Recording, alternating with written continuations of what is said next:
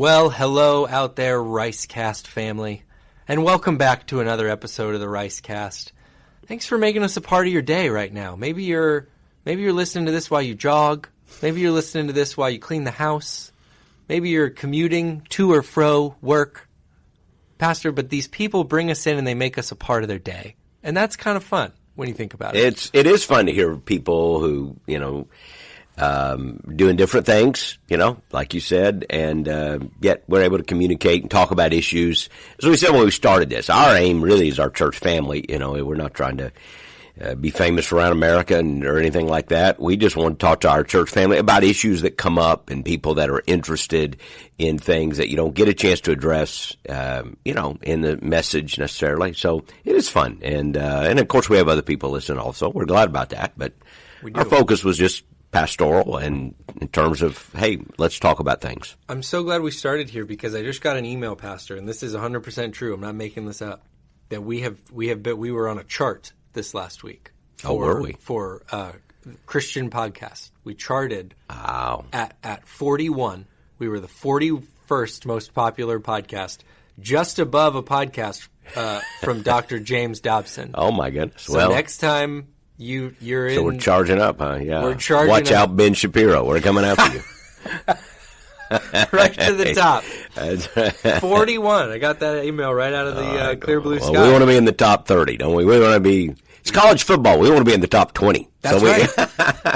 But you can start unranked, and you can find your way all the way into the playoffs. That's right. Next thing you know, you're playing in the Orange Bowl. Gators starting unranked this year? They are sadly starting unranked. Well, that's, somewhere around 41, I think.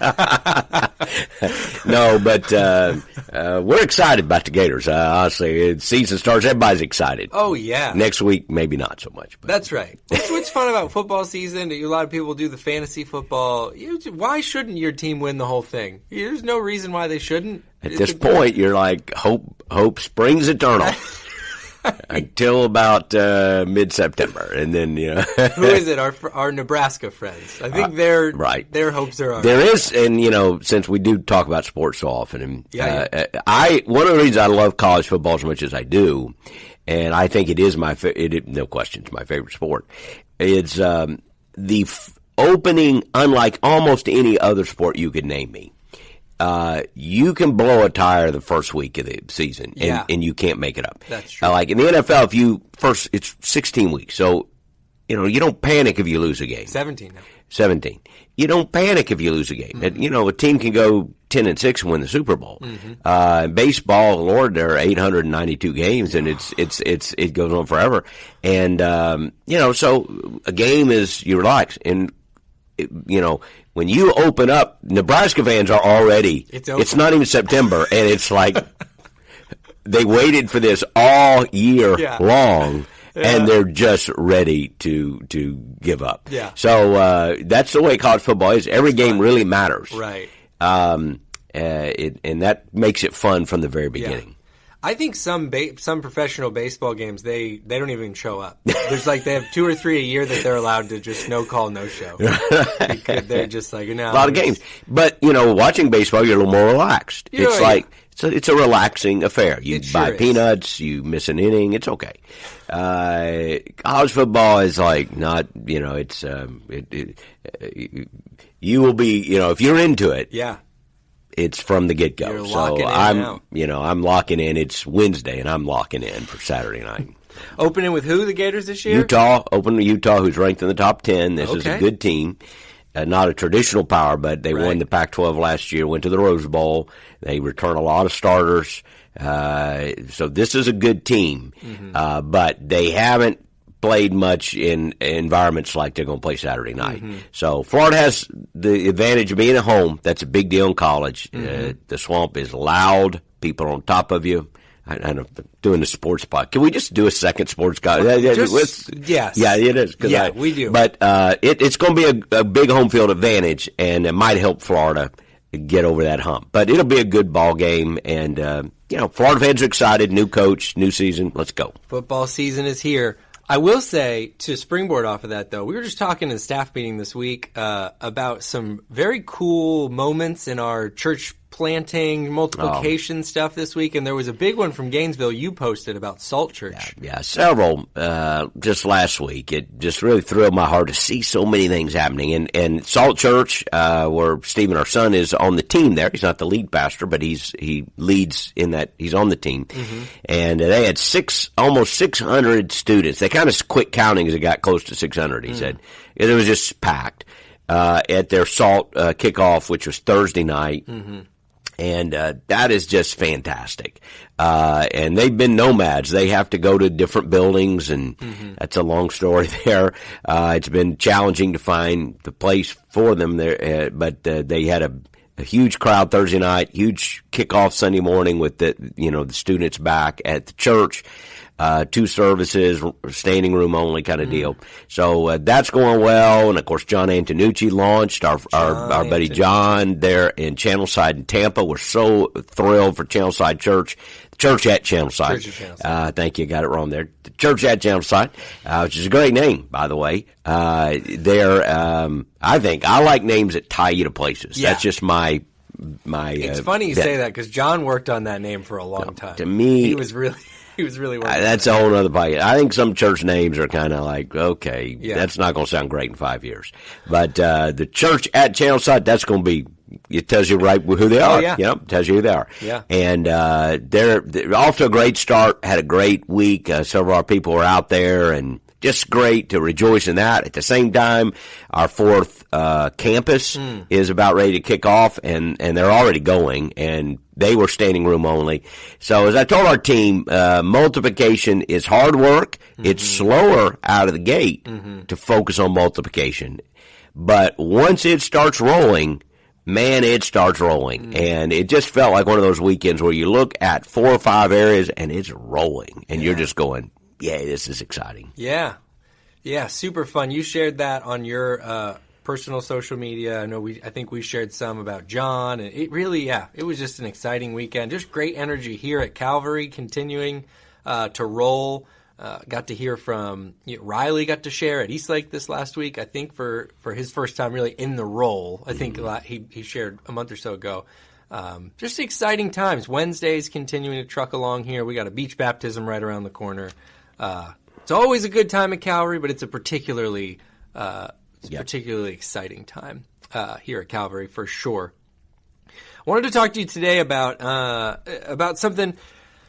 There's a story that kind of came out in the news coming from Texas. Some of our listeners may be familiar, some not. I'll give you kind of the bullet points. It's coming from the Village Church in Texas, and it is about a personality, certainly, that a lot of people may be familiar with, maybe have heard him share or read some of his books. It's involved Matt Chandler, pastor there, and a situation that even as I was trying to kind of prep for this conversation, it is hard to accurately pin down, exactly what happened because there's a nuance, seems to be some nuance to it.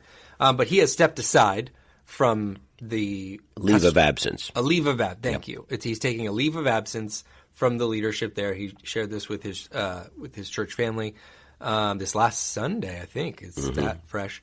Christianity Today wrote about it. I think it ended up in the New York Times. It's been a national story. It yesterday hit national, press areas, and so it's been a pretty big story here the last couple of days. He's definitely a character, definitely a personality. He leads the Gospel Coalition, which a lot of people are familiar with. I think it's Acts 29 that he is the leader of church planting movement. The Gospel Coalition may be involved in. I don't. Okay. But I know he's the leader of Acts 29. A leader in spaces. Very, very big leader in terms of evangelical spaces, yes. We talk a lot here about Right Now Media. He's got a lot of stuff on there. Just a face and a name people are familiar with. I guess so he's taking a leave of absence, and it is in connection with and he shared all this. You can watch his take on it, which would be, I would encourage you if you want to hear it. It's all posted. But it had a connection to a communication with a woman that he was DMing, direct messaging on Instagram, I believe. They kind of clarified it was not romantic. It was not in that nature, that his wife was sort of aware of the communication. So I don't know how to go really a lot deeper than that. I guess listeners could go read more, but what were your thoughts? Well, it's a big story, and again, this is one of the things the podcast gives us a chance to do is talk about that. We don't like to just chase, fury and interest and, sensationalism, but people have questions about these stories, and so this gives us a chance to kind of, what are you thinking about blank? Mm-hmm. First of all, I don't know Matt personally. I've been in a room with him and been in some groups with him, but I don't know Matt Chandler personally. He is in our network, Southern Baptist Network, mm-hmm. although a lot of people don't know that. They're kind of on the fringe. They don't really publicize that, but they are. Mm-hmm. Matt is very talented. I like Matt a lot. He's a very good preacher, a great leader. There's a reason why he has this national platform, and I've listened to him a number of things, and I generally have a positive disposition as I think about Matt and his wife Lauren, also mm-hmm. very talented. Mm-hmm. So we feel for them. First of all, I think the first thing is you just should grieve. When these things happen, there is a sense of, even though I don't know all the details, I have prayed for them personally and prayed for their family. And I don't know what it's like to go through it at that level, but I've been through enough, these crises publicly on a smaller level just to know it's awful. And so I'm praying for him and for that church. And there are a lot of people dancing around. They get excited about this. People that are critical of him. People who are even from the Christian community. It's like, well, we told you this, or we told, it's just shameful the way some people act. Mm. And then people in the secular culture who are also always looking for just another finger to point. So it is heartbreaking, and it is hurtful, and it is painful to all of us to have this out there. Mm. The reality is, and this is an unusual situation because of how they framed it, by saying he needed to take a leave of absence, but that it wasn't sexual and it wasn't romantic, which leads to the question, okay, well, what exactly was wrong with it? Mm-hmm. And we're told various things like it violates certain policies that they have. And I can understand some of that. But, I think I'm struggling because we don't know the details. And I'm typically one who, you don't want to know all the details. I'm happy to go, look, there's some things that are private. Let's deal with them private. However, they made this public. Right. They made this as public as you can make it. Yeah.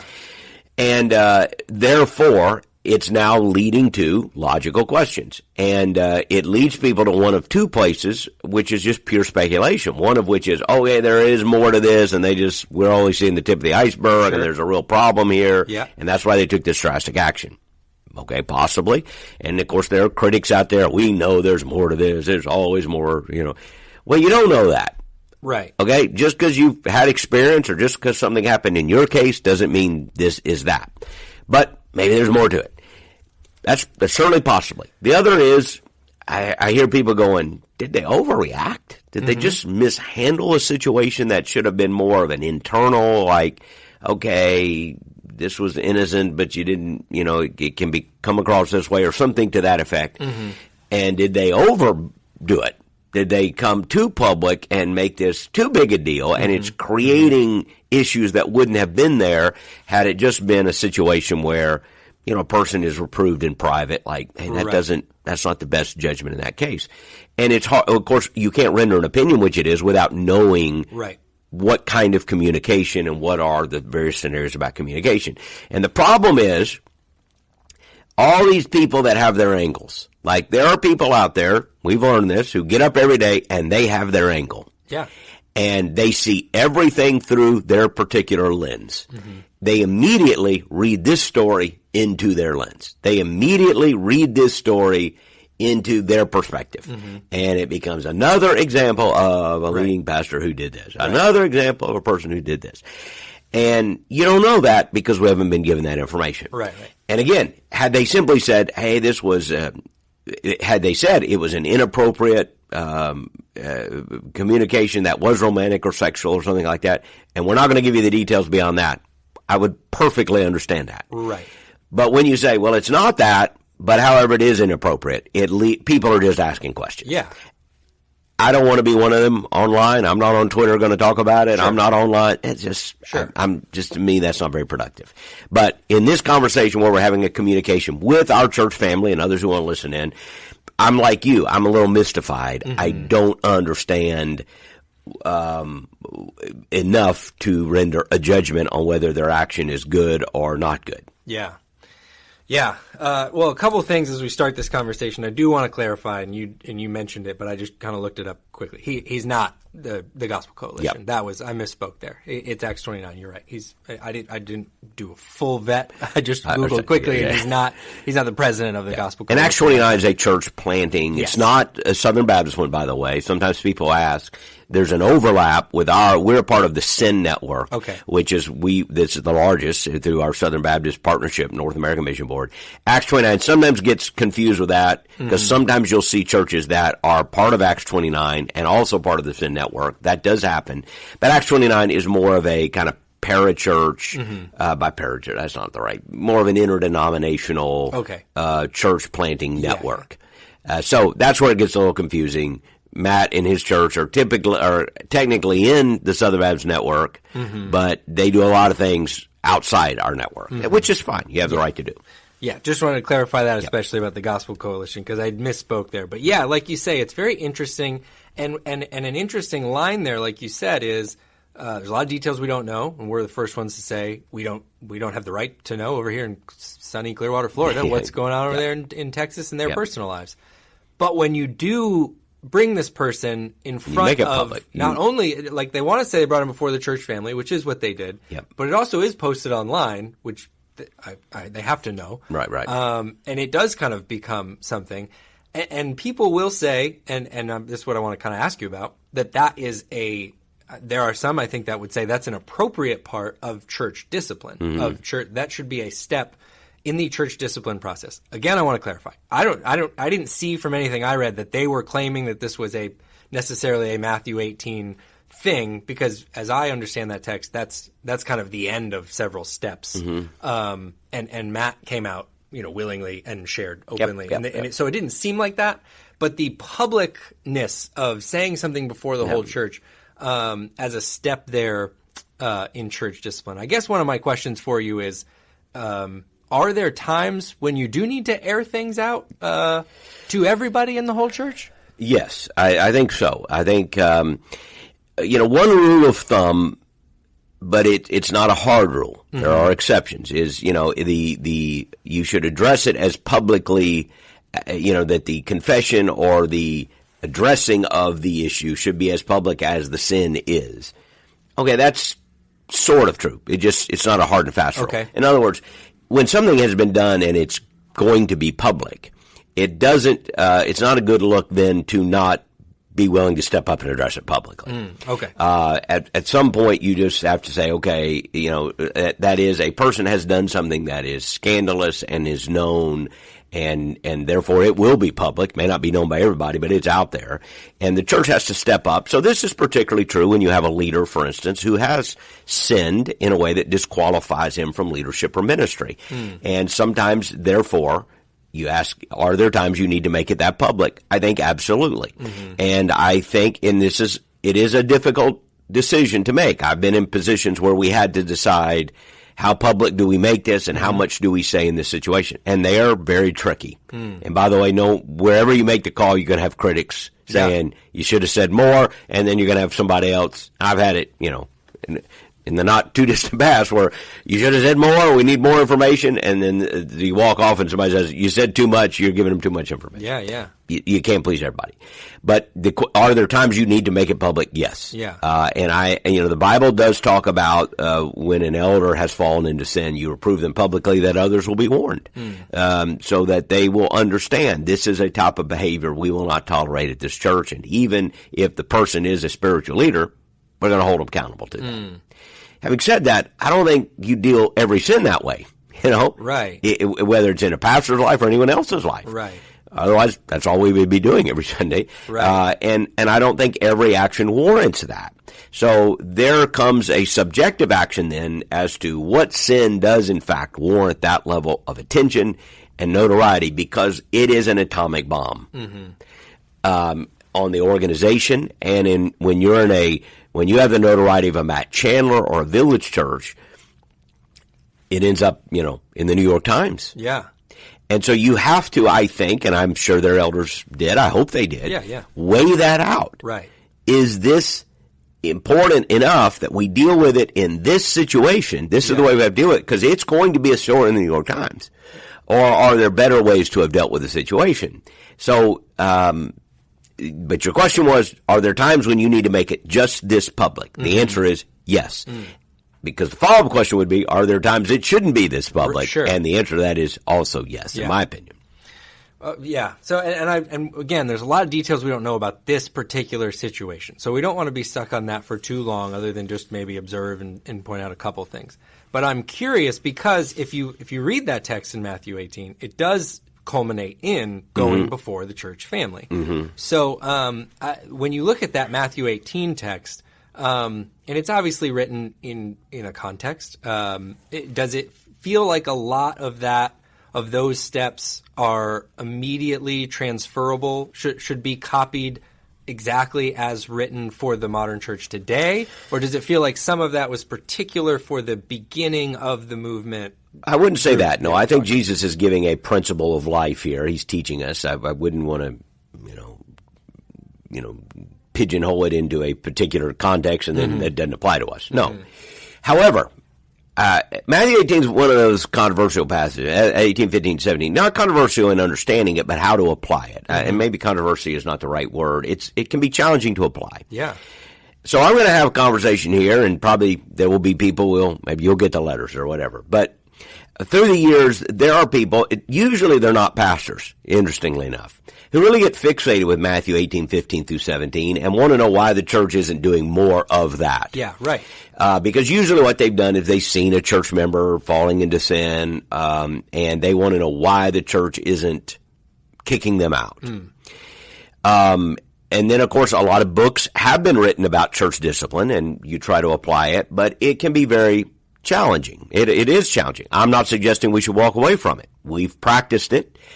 But I would suggest, so I've had some debates about Matthew 18, 15 through 17. The other thing that makes it challenging is that at least it's not so clear-cut as I think some people want to make it, is when you do take that command of Jesus and then you try to inject it into a particular type of church polity and a particular culture, which in our Baptist polity is a congregational form of government, that, we use Robert's Rules of Order, which isn't in the Bible, but it's a guideline for parliamentary discussions when you have them. We have one annual meeting a year, so it's not really that relevant here, but it would come up if there were, let's say, a controversial moment.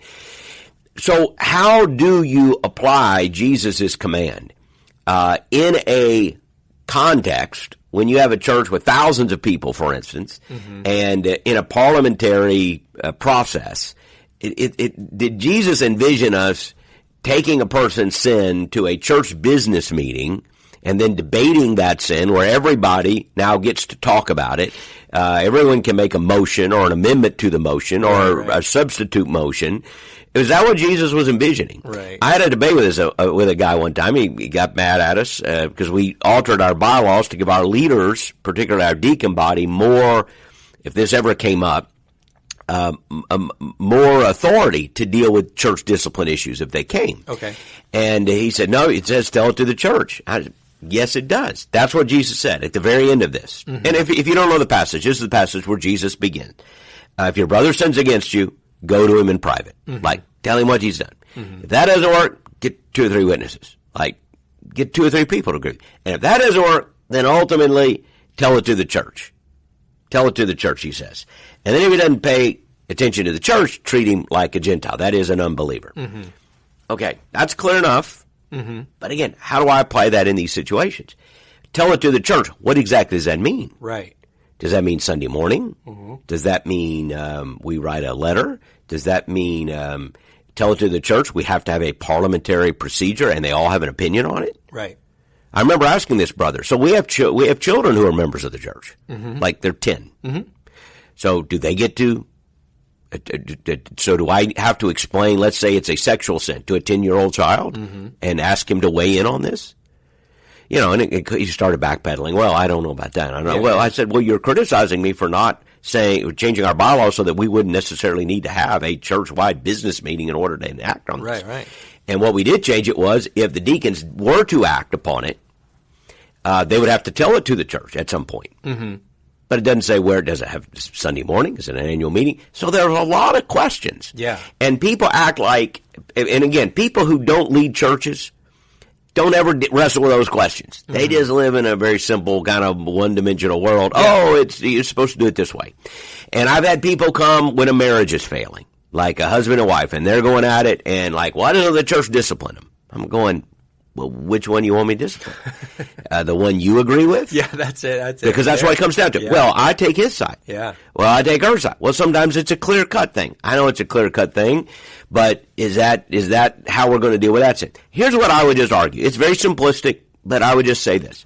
If Matthew 18:15 through 17 is really being lived out, as we also, have the apostles speaking into this about how to deal with a divisive person, how to restore a person who's fallen into sin, Galatians 6:1. There's a lot of other passages that help us also understand and apply this passage. Mm-hmm. Take them all together. I would argue that when Matthew 18:15 through 17 is really being lived out, the church body at large almost never knows. Mm. The whole point of this is how do you handle interpersonal conflict? Right. And the whole point really is at the beginning, not the end. The whole point is if you have a problem with somebody, you think they've sinned against you. They're not cheering for your football team. Right. Okay. Right, this is not, hey, they offended me because right. they didn't return my phone call. Okay. That's, no. Yeah. They've sinned against you. How do you deal with that? You go tell everybody? You go post it on Facebook? Mm. You go on Twitter? No. You go to them privately. Mm-hmm. You go to them personally. And you sit down as a person, brother or sister, and you have a conversation about it. Mm-hmm. That's how you deal with problems. If you did that, 90% of the problems would be dealt with. Mm. And then occasionally you do that and they don't respond. Then you might bring 2 or 3 other people who can speak into that. These are counselors. These are spiritually mature people who can come into that situation and help the two of you if you're trying to seek reconciliation and forgiveness, and they can speak wisdom into that. Mm-hmm. At the end, tell it to the church. Now, again, that can mean a lot of different things. Mm-hmm. But I think it means this is going to be presented at some point to a larger body of believers. Mm-hmm. And if a person is continuing in unrepentant sin, then at that point, you've done all you can do. Mm. And at that point, you do kind of treat them as a Gentile, which does not mean with unkindness or revenge or I'm posting nasty things about you on Facebook. It means I understand that they are perhaps a lost and unregenerate person. So that progression, again, is easy to understand, but it can be challenging to apply. Mm-hmm. But I would just say to people, rather than try to take Matthew 18:15 through 17 and run into a church, our church has, like 9,000 plus members. Yeah. And say, we need to have, a church-wide business meeting to talk about Anthony's sins. Right. I don't think that's what it's saying. I just really don't. I'm not saying there aren't some egregious cases where that may be necessary. Mm-hmm. I've had it one time in 38 years of pastoring. And learned through that. Things I probably would do differently through that. But I learned through that, so there could be cases mm-hmm. where there is such egregious behavior that is threatening the health of the church mm-hmm. that a church might have to gather mm-hmm. and say, we need to, as a church body, recognize this person is no longer identified with our church. Mm. I have to be honest with you. To me, that it needs to be reserved for a very egregious case. Yeah. There are other churches that, no, they think that is a regular rhythm in their church life, that if somebody is in unrepentant sin, part of their normal meaning is to say, hey, this one. Yeah. We've dealt with them. And honestly, I'm not saying that maybe they aren't right in some things. I will tell you from a practical standpoint, it's very difficult to do. Yeah. It's very challenging to do. That's not a reason why not to do it. Mm-hmm. But I just think church, let's just say this about church discipline. It's a lot easier to talk about than it is to do it. Yeah. And a lot of people who will write about it, talk about it, I think, and I've even had, I've read the experts talk, because I think Village Church has tried to practice this. Mm-hmm. This has been a big deal, part of their, I've seen even some of them, however, stumble when it came to application. And they ended up doing things, and there was a very familiar case at Village Church that they've been criticized about publicly. You know, we're going to deal with this, and you deal with it, and then you realize there are issues you didn't know about, and it comes back to bite you. And this was a case in a marriage where, and I can tell you stories where, you know, they come and, hey, the wife is divorcing her husband, and they're telling her, you can't divorce your husband. You don't have biblical grounds. And now we're gonna kick her out. This is hypothetical. It's similar to a case of Village Church. But there have been several cases like this. So a church actually does. Church leaders do it. However it is, they do it. Usually in those churches, there is a group of elders that have the authority to do it. And then it comes out later, you find out, gosh, he was abusive, or there were things you didn't know. Yeah. And you go, maybe we should have handled that a little different. I promise you, I will say this. I have had, it's usually men, spouses come to me because they couldn't control their wives anymore and their wife was going to leave them, saying, why didn't the church do something to stop her? Like I have the authority to pick up the phone and stop her. And in most of those cases, we've had people who are trying to counsel, who are trying to walk with them, to pray with them, but at that point, they're wanting the church to become like a hammer, almost like a law enforcement. Right. And I've often said, this will probably get me into trouble, but I've often said, if you have somebody who wants, so I'm just going to say what I think. I could be wrong on this. I think I'm you should. subject to correction. Yeah. But I'm going to say what I got think. something wrong already on this. If a man, can't wait to hear that. If a man comes to me and says, I want you to publicly shame my wife and kick her out of the church, I usually want to go, okay, I think I know part of the problem here. I may see part of the problem here. Yeah. Because I cannot imagine that happening. I would be saying, let's handle this privately. Yeah. I do not. Like when Joseph thought Mary had, she's pregnant. There's only one way to get pregnant. He's like, okay, my fiance is pregnant. Yeah. The Bible says he was going to deal with it privately. Yeah. He was going to deal with it privately. He didn't want to hurt her. His heart was broken, and he was going to deal with it. I think some things just need to be dealt with privately. And when you love someone, you're trying to protect them. Like, just deal with this privately. So when somebody comes in, I want you to shame somebody. I want you to hit somebody. I want it to hurt them. Okay, we're not talking about Christian discipline at that point. Yeah. We're talking about a power play. Yeah. And there's so many things that you're so right. And if you haven't had experience with this, that's great. But some people have, and they have seen how it's kind of used as like, they use this text as like a 3-strike rule. Yeah. Like, we're just waiting for you to get that third strike so we can. It's like a legal code, and it's a 3-strike rule. Yeah. It is not a legal code. Yeah. This is about how to handle personal offenses. This is what do you do if someone sinned against you. This isn't like, okay, bylaw 5, section 3, paragraph 2.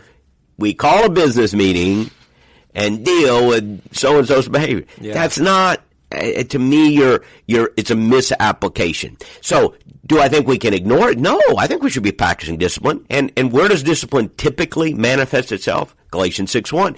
If you see a brother sin, you who are spiritual, restore him, but do it with fear and meekness so you don't fall. Lest you also fall. In other words, the real discipline is if you are a follower of Jesus and you see somebody in sin, is going to them in private and in person and talking to them and having those hard, awkward conversations. That's where this begins. This is what I really think Jesus is telling us to do. And then, yes, occasionally you need others to come alongside you, and occasionally you reach a conclusion that you can't walk with this person anymore. Tell it to the church.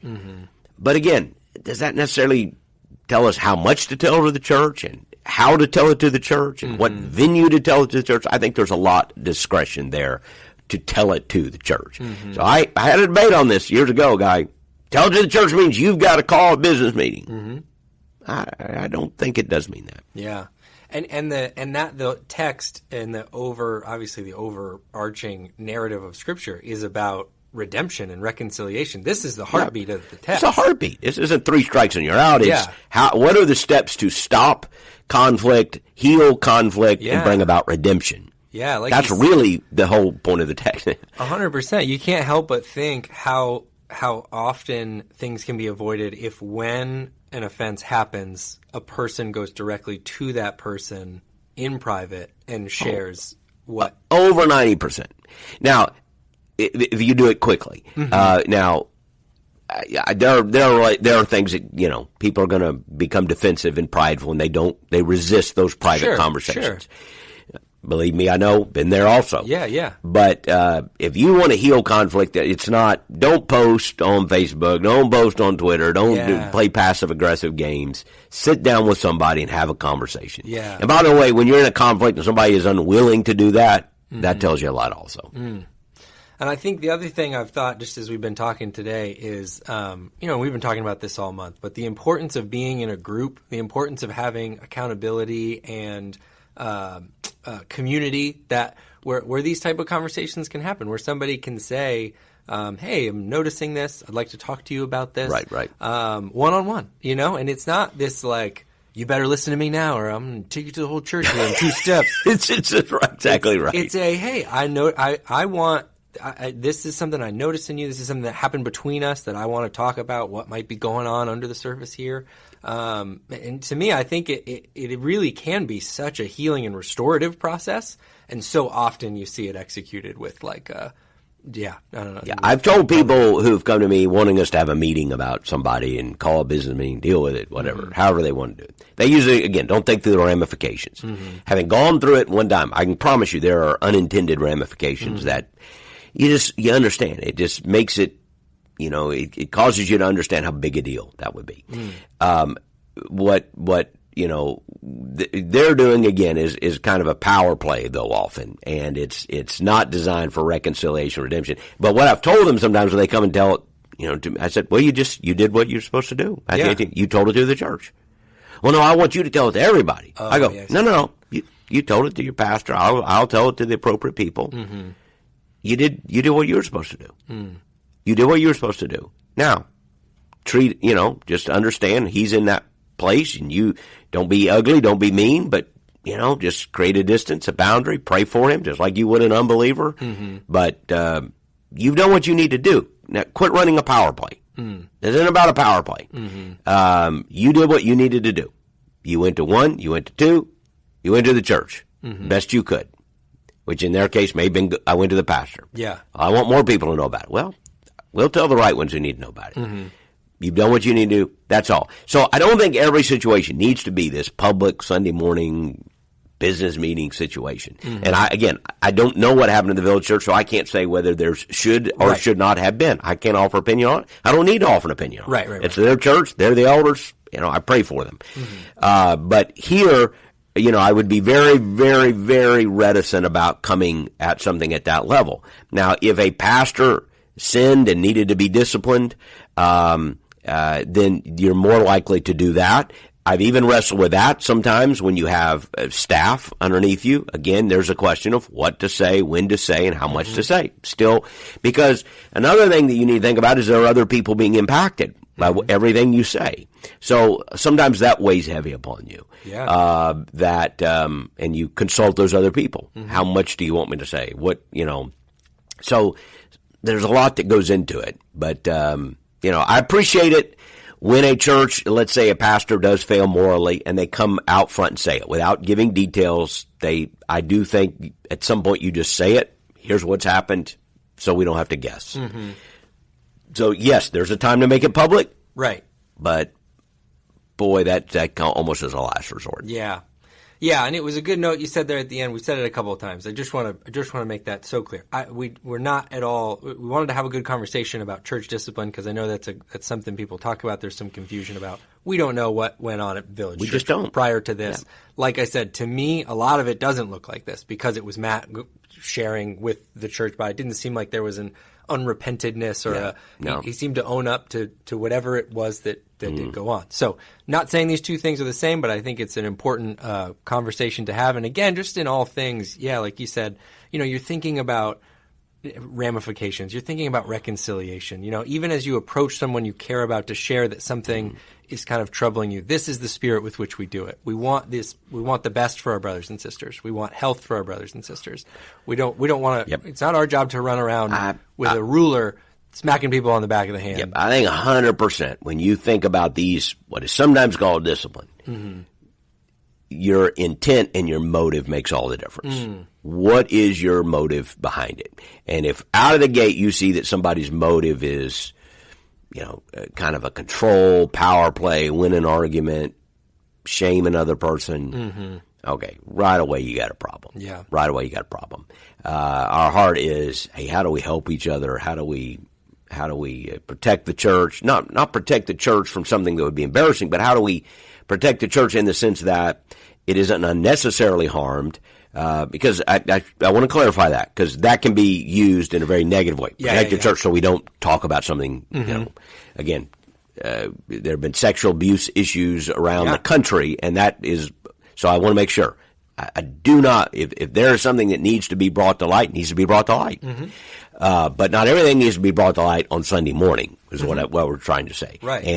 And as you think about what needs to be said where, yes, you care about the church. Yeah. 100% you care about the church. And you care about the people involved. There are a lot of ramifications that go into what we're saying and when we're saying it. And it can be challenging. So pray for leaders when you do wrestle with this, because it's very, very challenging. Yeah. And I can just tell you, one of the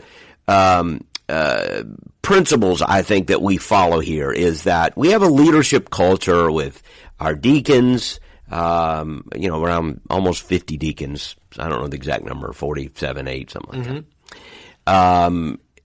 There is a group of people who get to know everything. So if something happens here, there are people, spiritual leaders, they are told they can ask any question. They know everything. If something big happens at Calvary, they're going to be called in first. They're going to be given everything I know I'm going to tell them. Everything. They can ask any question. They see it. So when we stand up and say to the people, hey, our deacons have weighed in on this, and our senior staff, and want to share this, we're going to share this much but no more. Usually there's a reason for that. And you can know that there are people who know every single thing. And then at some point you do get a chance to decide, well, do I trust those leaders or not? Right. If you don't, it's fine. Part of the problem that the Village Church is dealing with is this internet age where everybody feels like they have a right to have an opinion and offer something. And I'd be far more interested in talking to people who are active involved there, not to gain inside information, but their confidence in the people who have wrestled with this and processed these decisions. To me, it's far more important that church has confidence in the way their leaders have handled it than a bunch of people on the internet. Oh, 100%. Yeah. And another thing that's important you mentioned there, is when you look at Matthew 18, another thing that sort of jumps out at you is it is addressed. I mean, it's not like it is very clear. It's not, if a brother sins against you, sister sins against you, just kind of ignore it and kind of do your best to act like that didn't happen or you didn't see it. That's not what it says. And I think that's definitely. And I think a lot of people advocating for more discipline in the church are frustrated by that it just seems like we don't deal with sin and we don't have a plan for dealing with sin, and people aren't being challenged to do that. And you know what? You're right. You're right. As we've often said, you can drive from one ditch on one side into the ditch on the other side, and you can go from liberalism over here, I'm speaking not politically but morally, liberalism where we don't deal with any sin, and if you're not careful, you drive on the other side of the road, and there's a legalism where you're trying to deal with everybody's sin in ways that are not necessarily redemptive. We want to stay out of both of those ditches, and certainly failing to address sin would be one of those bad ditches we want to stay out of. Yeah, we want to avoid a spot where you're getting up on Sunday morning and telling everybody that I was late to multiple meetings in a row. Right. We really have some things we got to tell you guys about Anthony's performance this week at work. Yeah. That's kind of a funny. You were making light of that, but that's the point. There might be things where you have, even maybe in your senior pastor, right, that a group of leaders might have to sit down, and we do have a leadership group. Met with them the last few days, who I tell them, look, if something's got to be said to me, you're the group's got to say it. Yeah. I tell them this every year. Oh, yeah. I say, 2 weeks ago I met with them. We call it our Deacon Leadership Council. And I said to them, look, you can never You guys in this room, you are never afforded the opportunity of going home and saying, well, they ought to do something about it down there. Right. I said, you're they. Yeah. I said, you are the they. And if there's something you said to me, you've got to say it. The point is, are there some things, even in a senior pastor, that might need to be said in that context that don't need to be said publicly? Right. And I think the answer is yes. Yeah. So if we were talking about something, again, being late to meetings is a big deal when you're on a team, but it's not something you bring to the church family. Right. Pastor Rice was late to a meeting. That's if it's a habitual thing, then somebody does need to say, hey, that's a problem. Yeah. But that's not something you stop the worship service and take the whole time and talk about. First of all, we would be doing it every week, and who would want to come hear that? So, but are there things then that do arise to that level? The answer is yes. Yeah.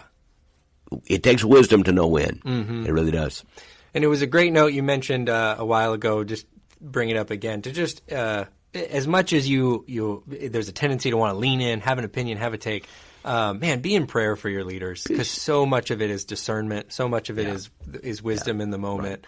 Right. When you're trying to apply, tell it to the church. Okay, what does that mean? It does require the Holy Spirit. Jesus didn't leave us with a law book. He left us with a Holy Spirit. Now, he left us with a book, the Bible, but it's not like this is how you organize your staff. This is not how many meetings you are to have. This is how you are to handle the hiring or dismissal. That we get the principles from God's Word, which are inerrant and inspired and true, but there's a lot that now we have to follow the wisdom of the Holy Spirit and try to manifest the character of Christ and then make the best decisions we can. And so please pray for us as we wrestle with those decisions, and be in a church for people whoever they're listening, whoever may be listening, where you do trust the leaders. And here's what I would say: you don't trust leaders with a blank check. You hold them accountable. You ask good questions, but if you have confidence in them, there has to be a measure of trust. And I've said to people sometimes who get mad, some decision, or I won't give them as much information as they want, and we're going to leave. I go, okay. Sometimes I say, I hope you can find a church where you trust the pastor and you trust the leaders, and then trust them. Again, it's not a blank check. Right. I'm not saying be naive. I'm not saying believe everything they say, no matter what they say. I think you should use discernment and wisdom, and there should be accountability, and you should be able to ask some hard questions. And if you're in an organization or a church where when you ask some hard questions, they stutter and stammer and don't give you straight answers, okay, that's a sign. That's a problem. But when they do try to give you straight answers, and they are trying their best to lead, and you think they are men and women of integrity, whoever's leading, whatever position. We have women, for instance, on our personnel committee. Men, our pastors and elders are all men. But you have, but when you have leaders, then do give them some grace and trust, because they know things you don't know. Yeah, sure. They have information you don't have. So here's what I know today. And again, I'm not in the village church. I'm not under their authority or anything. I'm just a friend praying for them. But I do know those elders, leaders have information I don't have. Yeah, of course. And so that's why, before I spout off a lot, probably I'll just be quiet a little bit. And, and we've tried to say that here, that we're not casting judgment on them. There's just a lot we don't know, and we pray for them. Yeah. Yeah, that's it. Thanks for weighing in on that. Like I said, I know there's a lot that goes into that. There's a lot of people with history in those spaces. I didn't get to tell you. I was at a church one time, just kind of visiting. I hadn't been there much at all. I think I went to this church 4 or 5 times total. I had been there on a Sunday. And one of the Sundays, they called the guy out. They were like, Dale is, we talked to Dale, and we're all not talking to Dale anymore. Oh, wow. And I'm there my second or third Sunday going like, boy, I hope what's Dale look like? What if I accidentally talk to Dale at Publix later today when I go shopping? See, that's the shunning. We're not going to talk to Dale anymore. Yeah. Well, and again, I'm assuming you're making up the name. It's not a real name. It's Dale. It's really Doug. But anyway, it's whatever. But is that what Matthew 18:15 says? Like, treat them as a Gentile. Okay? Is that the way I treat, which means, I think, unsaved, unbeliever? Like, do I shun unbelievers? Do I not talk to them at the grocery store? Right.